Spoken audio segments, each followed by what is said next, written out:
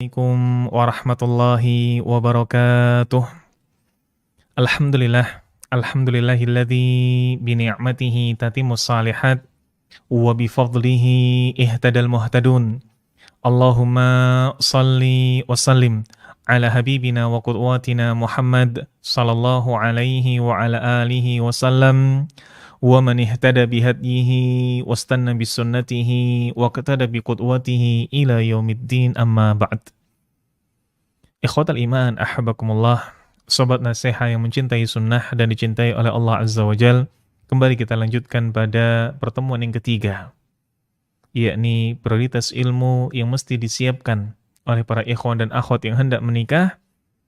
Maka bahasan berikutnya adalah tentang walimatul urs, atau pesta pernikahan, pesta perkawinan. Hukum dari walimatul urs adalah sunnah menurut jumhur ulama. Sebagian yang lain mengatakan wajib.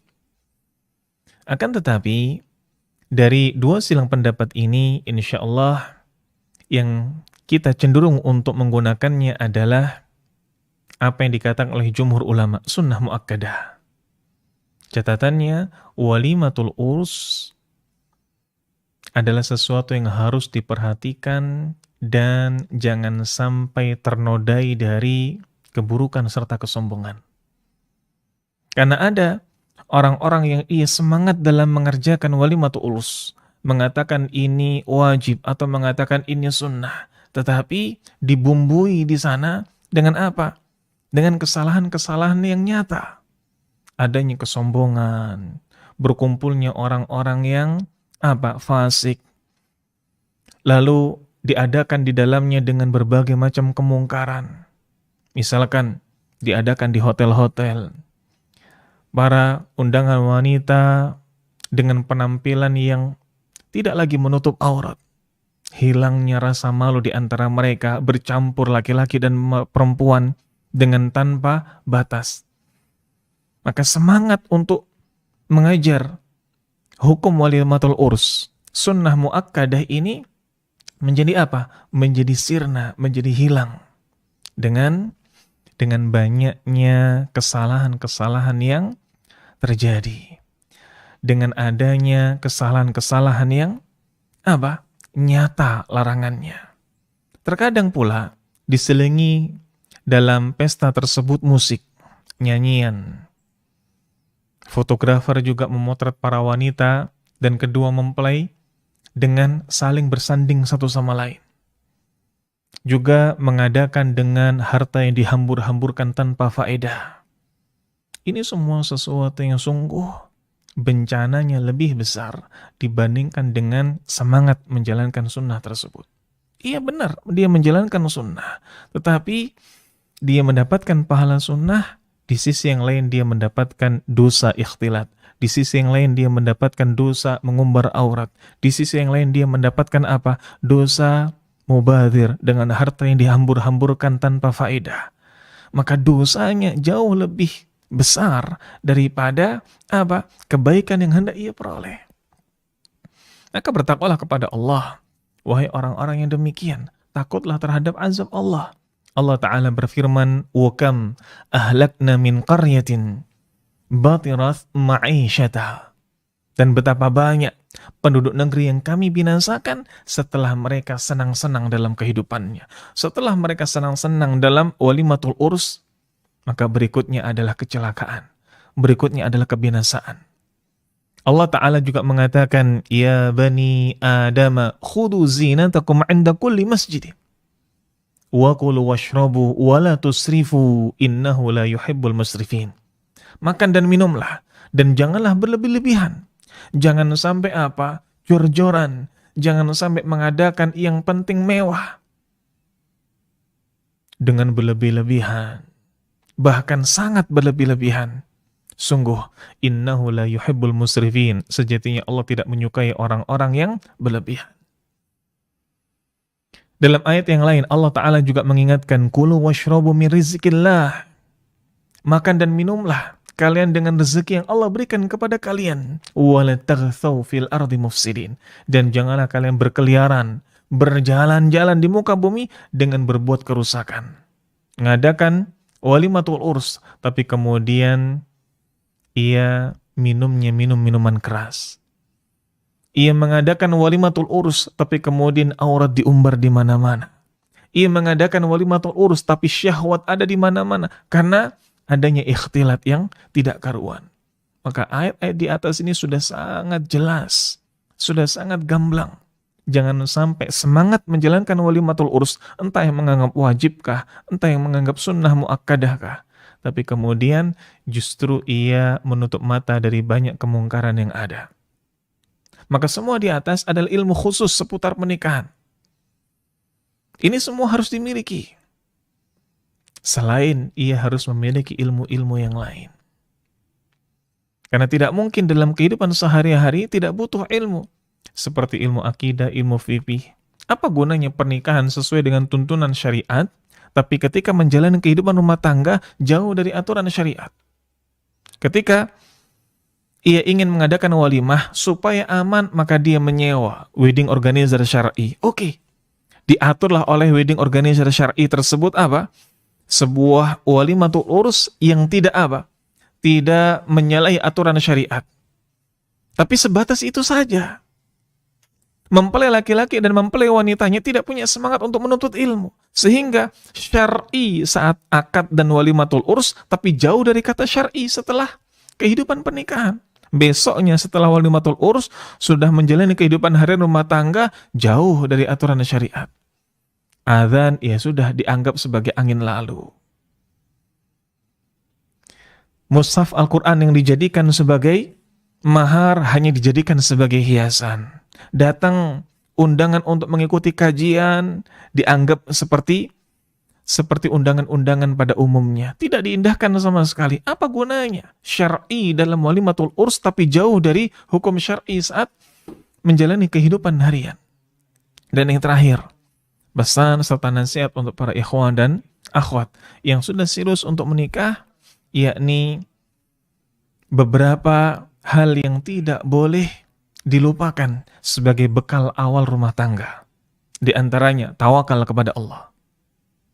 Allah memberi jaminan bagi siapa saja yang bertawakal kepadanya. Allah akan mencukupi orang-orang yang bertawakal.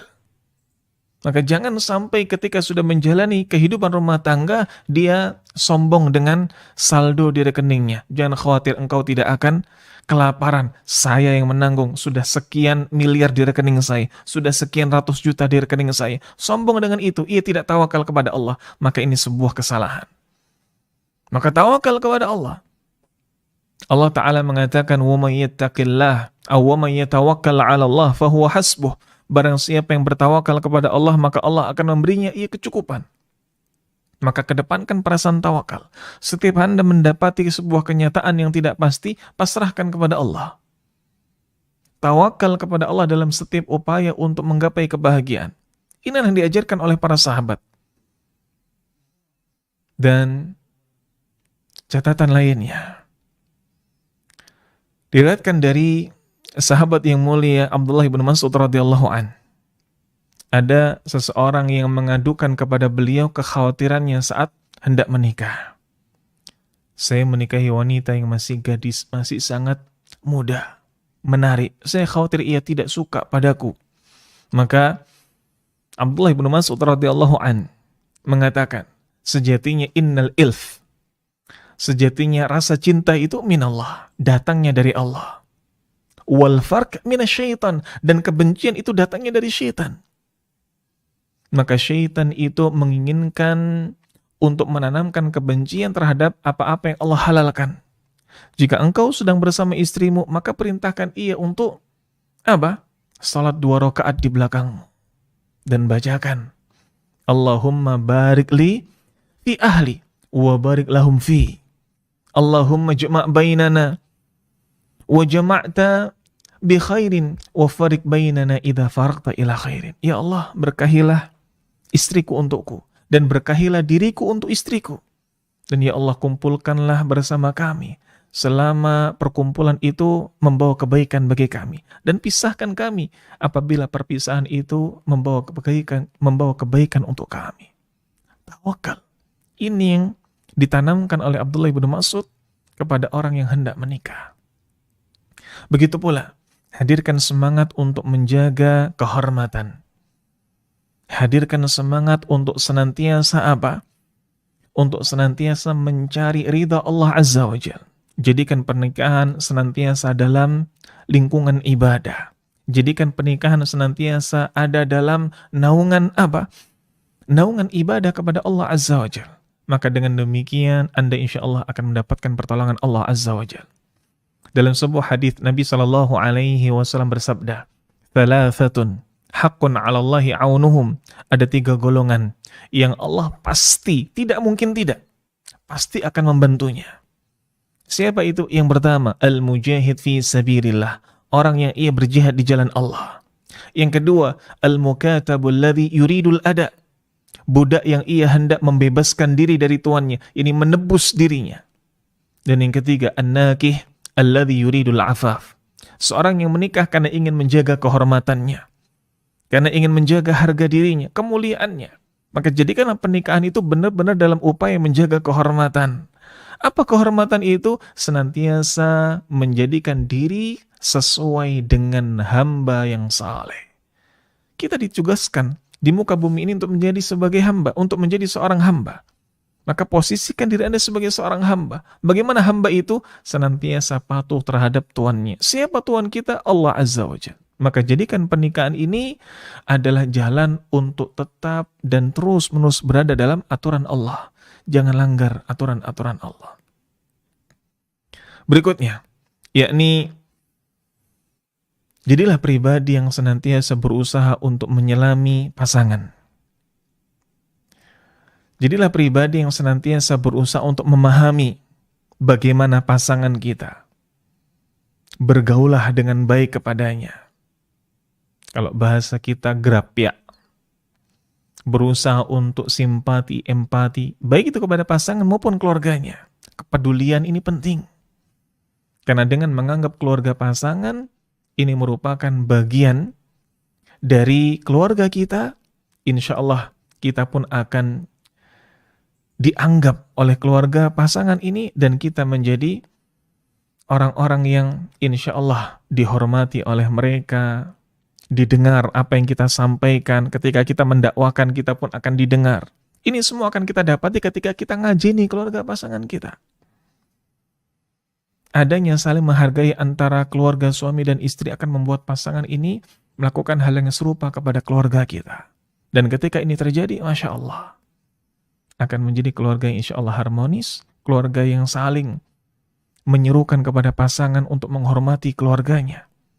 Istri ketika mendapati suami lama tidak hubungi ibunya, lama tidak video call dengan ibunya, akan minta, sudah lama nggak video call sama ibu. Begitu pula, ketika kemudian kita menghargai keluarga istri, istri kita sibuk dengan anak-anak, maka suami akan mengatakan, sini, anak-anak tak gendong dulu. Mungkin ibu sudah kangen sama kamu. Video call sama ibu. Akan saling tercipta apa? Kerukunan yang luar biasa, keharmonisan yang luar biasa. Wallahu a'lam bishawab. Semoga Allah memberikan taufik dan pertolongan